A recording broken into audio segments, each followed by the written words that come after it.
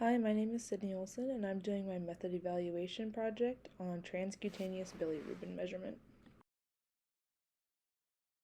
So this one is just a little bit of background on bilirubin. Bilirubin is a substance that's produced when the liver breaks down your red blood cells, and it's often tested to determine the health and the function of your liver. When the bilirubin's high, it's often an indicator of jaundice and liver disease and damage. Jaundice is pretty common in newborns, and so that's why bilirubin is most commonly ran on newborns, and you don't really see it that often in adults unless there is an indicator of that liver damage or disease. So this slide just explains a little bit more about how TCB testing works.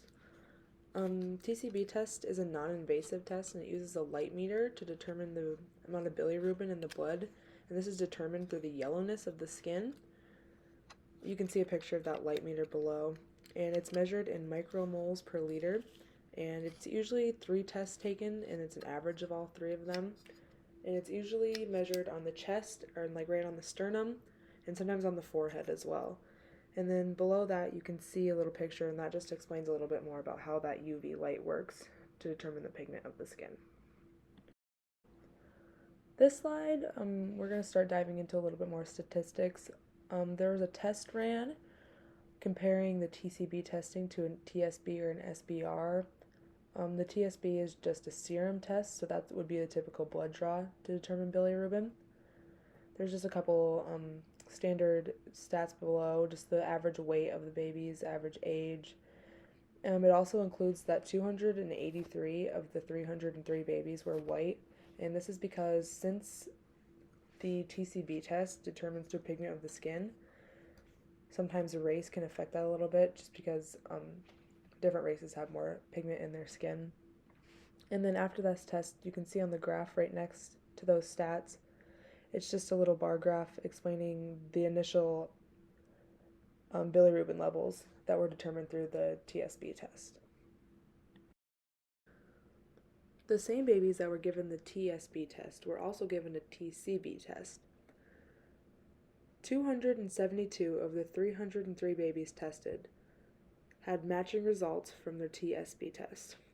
31 performed much lower and would not have been diagnosed with jaundice.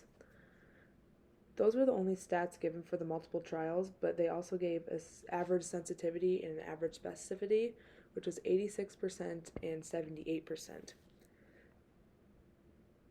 Considering that TSB has a lot closer to 100%, we can conclude that TCB testing is a lot less accurate than TSB. This graph can show the correlation between the TSB and the TCB test.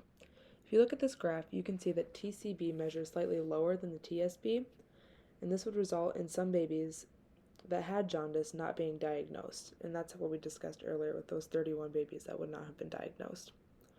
You can also see that as bilirubin levels get higher, the TCB becomes more accurate, and the TSB provides more accurate levels for lower levels of bilirubin. Despite TCB not being quite as accurate as TSB tests, there are some benefits to this type of testing.